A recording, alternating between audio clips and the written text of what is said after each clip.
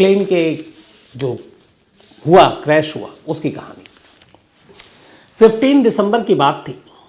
काठमांडू से एक फ़्लाइट को पोखरा जाना था। पोखरा इनका एक बहुत ही खूबसूरत जगह है जो एक टूरिस्ट स्पॉट है, और मैं वहाँ गया हूँ, लेकिन मैं काठमांडू से बाय रोड गया था, क्योंकि नेपाल की खूबसूरती देखनी है तो आपको सड़क के रास्ते जाना चाहिए।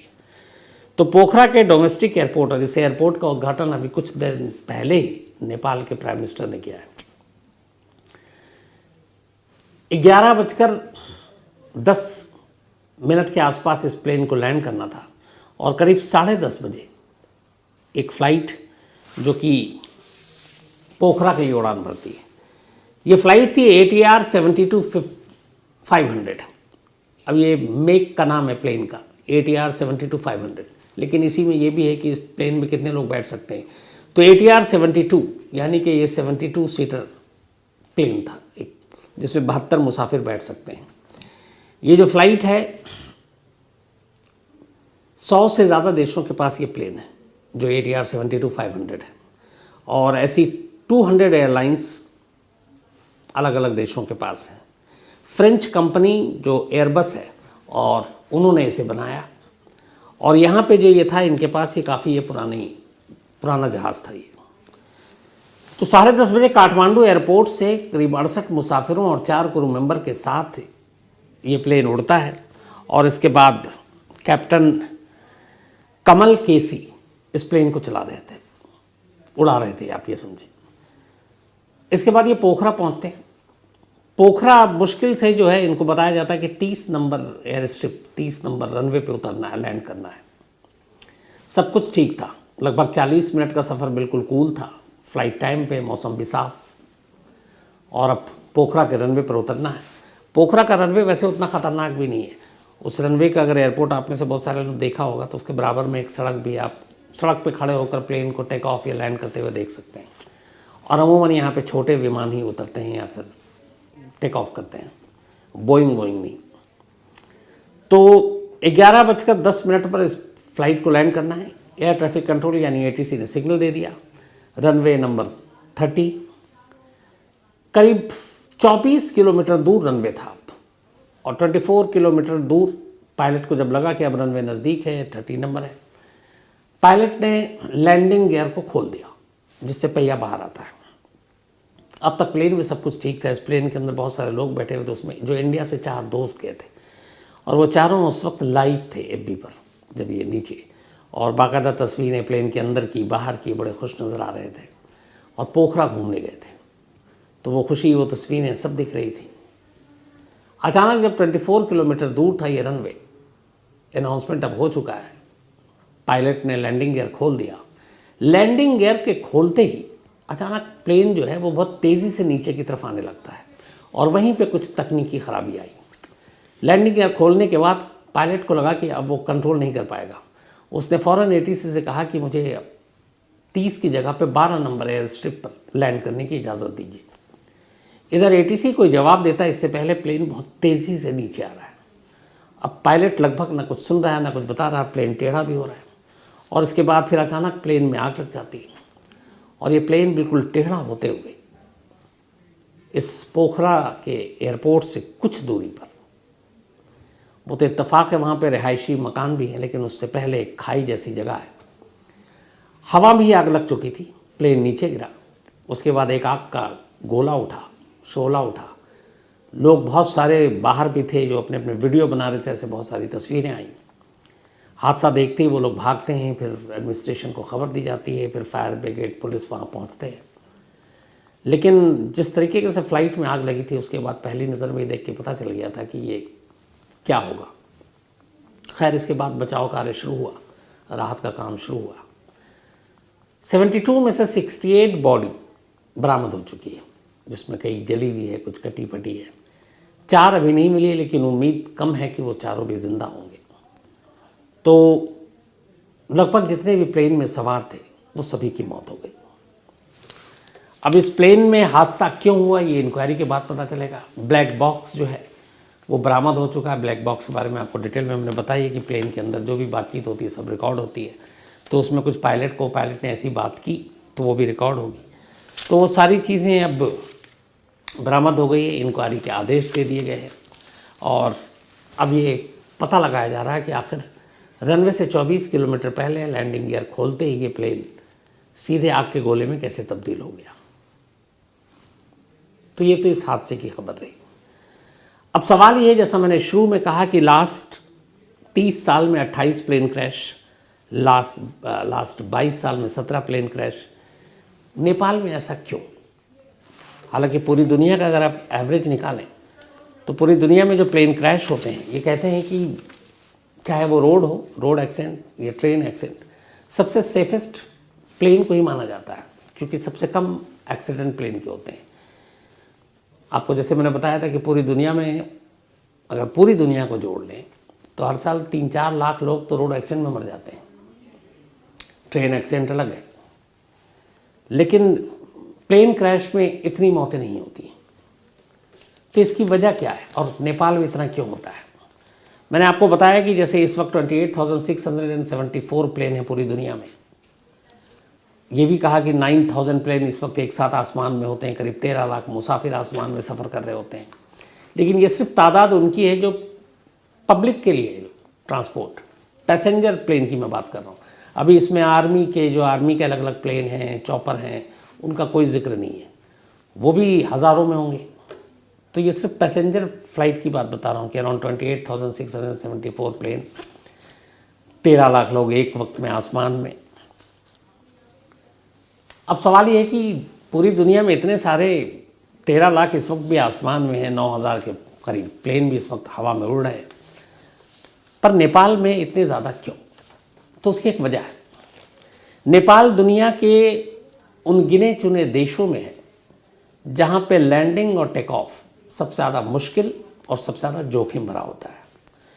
पूरी दुनिया में जितने भी ऊंचे पहाड़ हैं, आपको मालूम है, उसमें सबसे ऊंचे पहाड़ों में से 8 पहाड़ अकेले, करीब ऐसे 14 हैं माउंट एवरेस्ट को मिलाकर। इन 14 जो दुनिया की सबसे ऊंची ऊंची चोटियों वाले पहाड़ हैं, उनमें से 8 अकेले नेपाल में हैं माउंट एवरेस्ट को मिलाकर। तो अब जब पहाड़ों से घिरा हुआ है तो फिर ऐसे में वहाँ पे एयरपोर्ट बनाना, प्लेन को उड़ाना, टेक ऑफ, लैंडिंग अपने आप में मुश्किल काम हो जाता है। नेपाल के एक शहर में जिसका नाम है लुक्का एयरपोर्ट, इसको रैंकिंग मिली हुई पूरी दुनिया में। इसे कहा जाता है दुनिया का सबसे खतरनाक एयरपोर्ट है। ये नेपाल में आता है लुक्का दुनिया के सबसे खतरनाक एयरपोर्ट में से एक क्यों है? उसकी वजह यह है कि ये बिल्कुल एवरेस्ट के एंट्री पॉइंट पर है, जहाँ से एवरेस्ट शुरू होता है। और एयरपोर्ट के रनवे को जो बनाया गया है, पहाड़ों के चट्टान को काट कर बनाया गया। आप सोचिए, एक तो ऊंचाई पर, ऊपर से एवरेस्ट बिल्कुल नज़दीक, और फिर चट्टानों को काट कर एक रनवे बनाया गया है। एक तरफ इसके ऊंचे ऊंचे पहाड़ हैं तो दूसरी तरफ गहरी खाई है, मतलब गलती की कोई गुंजाइश ही नहीं बचती है। तो यहाँ पे आम पायलट प्लेन को उड़ाता भी नहीं है। एक होते हैं ट्रेंड, एक होते हैं हाई स्किल, एक होते हैं अल्ट्रा ट्रेंड पायलट। तो इस इलाके में, इस रूट में सिर्फ उन्हीं पायलट को इजाज़त है प्लेन को उड़ाने और उतारने की जो बिल्कुल अल्ट्रा ट्रेंड है, मतलब हर तरह से एकदम स्किलफुल, उनको हर चीज़ मालूम है। तो आम कोई पायलट उसको यहाँ पे उड़ाने या फिर प्लेन लाने की इजाज़त ही नहीं है, क्योंकि यहाँ पे भूल और गलती की कोई गुंजाइश नहीं बचती है। एक तरफ ऊंचे ऊंचे पहाड़ और दूसरी तरफ खाई। आप सेकंड का भी अगर खेल करते हैं, हेर फेर, क्या तो आप पहाड़ों से टकराएंगे या सीधे खाई में जाएंगे, क्योंकि चट्टान को काट कर जिस तरीके से रनवे बनाया गया, वो रनवे भी इतना नहीं है कि आपको आज़ादी देता है कि आपने थोड़ा आगे जाकर लैंडिंग गियर खोला और पहिया टच किया तो आगे आप संभाल लेंगे। यहाँ बिल्कुल इंच बाय इंच नपा हुआ है, आपके लिए गलती की गुंजाइश नहीं है। ब्रेक तब तक आप मारेंगे जब तक कि आपको उतना टाइम दिया हुआ है, क्योंकि आपने ब्रेक अगर थोड़ा सा भी लेट मारा, सेकंड का खेल है, तो फिर आप खाई में जाएंगे, और अगर ज़रा दाएं बाएं हुए तो फिर पहाड़ है सामने। इस इलाके में इसलिए भी खतरनाक है, नेपाल में जो सबसे ज़्यादा हादसे होते हैं उसकी एक वजह और भी है, जिन्होंने एक्सपर्ट ने बताया। नेपाल का वेदर, मौसम यहाँ बदलता रहता है। एकदम तेज़ धूप है, 10 साढ़े 10 बजे आपने उड़ान भरी, आसमान एकदम साफ, 10 मिनट के अंदर आसमान बदलेगा, मौसम बदलेगा, रोशनी बदलेगी, हवाएं बदलेंगी, सब कुछ बदल सकता है। तो बहुत तेज़ी से बदलता है यहाँ पे मौसम, और इसीलिए इस बदले हुए मौसम में इस प्लेन को उड़ाना नेपाल के अंदर बड़ा ख़तरनाक होता है। और पायलट जो होते हैं, अब उनको ख़तरनाक और ख़राब मौसम की वजह से नेविगेट करना मुश्किल हो जाता है प्लेन के लिए, और इसीलिए कई बार संपर्क भी टूट जाता है ATC से, और लैंडिंग इसलिए वहाँ ख़तरनाक हो जाती है, क्योंकि आप अभी उतरे आपको 40 मिनट का पूरा रूट ट्रैवल प्लान दिया हुआ है, आप काठमांडू छोड़े और पोखरा पहुँचना है, उन्होंने सब कुछ बता रखा है, लेकिन इन 40 मिनट में 4 बार वेदर चेंज हो सकता है। तो उस बदलाव के लिए हर वक्त पायलट को तैयार रहना पड़ता है, और ख़ासतौर पर ख़राब मौसम में जो सबसे मुश्किल काम आता है वो नेविगेट करना। उसकी वजह से कई बार पायलट रास्ता भटक जाता है, थोड़ा दाएं बाएं हो जाता है, एयर रूट से वो खिसक लेता है, तो उसकी वजह से फिर बाद में प्लेन को कंट्रोल करना मुश्किल हो जाता है। नेपाल का एक तो एविएशन रिकॉर्ड भी बहुत ख़राब है, और इसके एक ख़राब होने की वजह यह है कि इनके पास इतने स्किलफुल, इतने ट्रेंड, हाईली स्किल्ड स्टाफ की कमी है एविएशन डिपार्टमेंट में। फाइनेंशियली भी इसकी वजह मजबूरी भी हो सकती है, लेकिन एविएशन अथॉरिटी में वहाँ भ्रष्टाचार, करप्शन भी बहुत है, और उनके पास उस तरह के ट्रेंड पायलटों की भी कमी है, और इसीलिए इस तरह के हादसे होते रहते हैं। मैंने आपको बताया कि लुक्ला एयरपोर्ट नेपाल का जो है वो सबसे लुका, ख़तरनाक है। इसके बाद दूसरे नंबर पर दुनिया का एक और जो डेंजरस एयरपोर्ट में से एक है, ये फ्रांस में है, और इसका नाम है कुर्शेवल इंटरनेशनल एयरपोर्ट। ये दुनिया के सबसे छोटे रनवे में से एक है ये एयरपोर्ट, और इस वजह से भी इसको ख़तरनाक माना जाता है। इसके अलावा भूटान का एक एयरपोर्ट है, पारो एयरपोर्ट। यहाँ पे रात को उड़ान भरना लगभग मना है, जब तक कि वो पायलट बिल्कुल हाईली ट्रेंड ना हो। आम पायलट के लिए यहाँ से उड़ान भरना मुश्किल है, क्योंकि यहाँ भी वही पहाड़ और पहाड़ी और सारी चीज़ों की दिक्कत है। पुर्तगाल का मेडियारा एयरपोर्ट, ये भी ख़तरनाक एयरपोर्ट माना जाता है, क्योंकि इसकी दोनों तरफ पहाड़ी हैं, साथ ही एक तरफ समुंदर भी है, तो रनवे भी छोटा है इसका। हमेशा याद रखिए कि उन जगहों का मुश्किल होता है जहाँ पर रनवे भी छोटा और आसपास पहाड़ी हो या फिर समंदर हो, तो समंदर के कारण फिसलने के भी प्लेन का ख़तरा बना रहता है। इसके अलावा एक एयरपोर्ट साबा, ये जोआंचो एयरपोर्ट है, ये दुनिया का सबसे छोटा कॉमर्शियल रनवे है, और ये एक चट्टान पर बना हुआ है और 3 तरफ समंदर से घिरा हुआ है। इसके अलावा जिब्राल्टर एयरपोर्ट, ये भी एक जिब्राल्टर द्वीप पे बना हुआ है, और ये इकलौता एयरपोर्ट है जिसके रनवे के बीच से सड़क गुजरती है। साथ ही सिक्किम का पाक्योंग एयरपोर्ट अपने जो इंडिया में, उसको भी इसी तरीके से माना जाता है, क्योंकि इसका रनवे छोटा है। एक और डेटा ये कहता है कि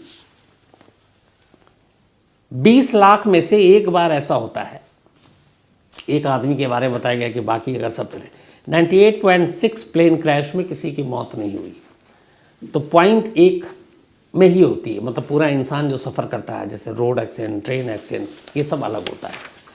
तो एक तरह से प्लेन अगर हाँ क्रैश करे तो बचना मुश्किल है, लेकिन बाकी चीज़ों का कंपेरिजन करें ट्रेन से, रोड से, तो उसके मुकाबले फिर भी ये सबसे सेफ है। तो इसीलिए नेपाल सबसे ख़तरनाक माना जाता है, क्योंकि नेपाल का एक तो वेदर, नेपाल की बनावट, पहाड़ियाँ, चट्टानों पर रनवे, रनवे का छोटा होना, हाईली स्किल पायलट का ना होना, ये सारी चीज़ें कहीं ना कहीं मिलाकर दुनिया का सबसे ख़तरनाक, एक तरह से आप कहें तो ये एविएशन डिपार्टमेंट जो है वो नेपाल में। और यही वजह है कि अक्सर इस तरीके की खबरें आती रहती हैं नेपाल से प्लेन क्रैश की, दुनिया के बाकी देशों के मुकाबले। तो कहानी में फ़िलहाल इतना ही, लेकिन